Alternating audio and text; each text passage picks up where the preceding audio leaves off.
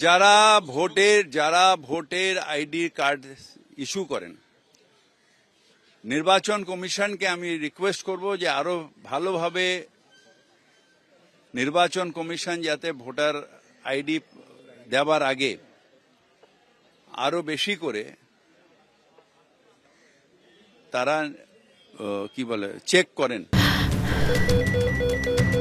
ক্যান্সারে নেই আর ভয়, NCRI এ হবে এর জয়। আপনাদের ভরসা নেতাজি সুভাষচন্দ্র বোস ক্যান্সার হসপিটাল। এবং সত্যি সত্যি ভোটার আইডি যাতে একজনও অরিজিনাল ভোটার সে যাতে ভোট দিতে তার যে অধিকার সেটার থেকে বঞ্চিত না হয়, কিন্তু একটাও যাতে ভুয়ো ভোটার না থাকে এটা দেখা নির্বাচন কমিশনের দায়িত্ব।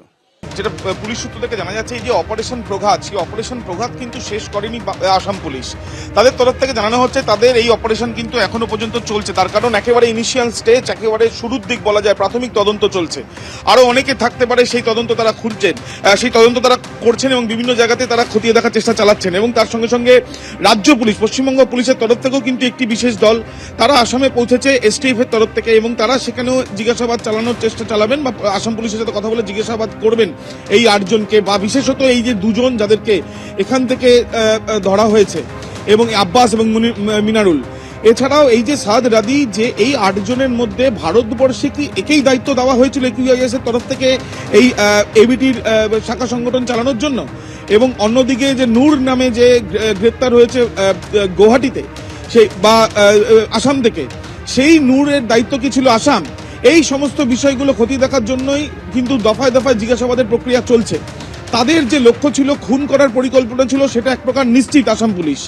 তাদের পরিকল্পনা ছিল বেশ কিছুভাবে তাদের চিকেন স্নেক যেটা পশ্চিমবঙ্গে রয়েছে সেটাকে সম্পূর্ণভাবে সেটার উপরে তাদের প্রভাব রেখে সেটাকে কেটে দেওয়ার সম্ভাবনা একটা তাদের ছিল। তার কারণ জসিমউদ্দিন রহমানি, তাদের যে নেতৃত্ব, তিনি বারবার করে হুঁশিয়ারি দিয়েছেন চিকেন স্নেক নিয়ে। এবং এই ধরনের বিষয়গুলোই শুধু ছিল নাকি আরো কিছু পরিকল্পনা তারা করছিল, সেই বিষয়গুলো কিন্তু জানার তারা চেষ্টা চালাচ্ছেন বলে জানা যাচ্ছে পুলিশ। দেখুন, পশ্চিমবাংলায় এই জঙ্গিদের উৎপীড়ন এটা প্রথম নয়। আচ্ছা ঠিক আছে, বাংলাদেশ থেকে আসছে কি পাকিস্তান থেকে আসছে সেটা তো জানা যাচ্ছে না, পরে যায়। কিন্তু মিজোরাম থেকে চলে আসে জঙ্গিরা, এখানে এসে আড্ডা নেয়। পাঞ্জাব থেকে গ্যাংস্টাররা চলে এসে নিউ টাউনে আড্ডা নেয়। এটাও কি BSF দেখবে নাকি? কিছু সীমান্তের কথা বললেই উনি সঙ্গে সঙ্গে বলেন যে BSF ছেড়ে দিচ্ছে রোহিঙ্গাদের, কিন্তু তাদের কর্মীরা গুলি খেয়ে যাচ্ছে, বলছে ইউপি বিহার থেকে বদমাশরা এসে গুলি চালাচ্ছে। তো সেটাও BSF দেখবে নাকি? ইউপি বিহার থেকে কে আসছে? ভারতীয় পরিচয়পত্র বানিয়ে নাশকতার ঘুঁটি সাজাচ্ছিল আনসারুল্লাহ বাংলার জঙ্গি। আধার কার্ড, ভোটার কার্ড, পাসপোর্ট বানিয়ে মুর্শিদাবাদে ঘাঁটিগাড়ে জঙ্গি মোহাম্মদ সাদ রাডি।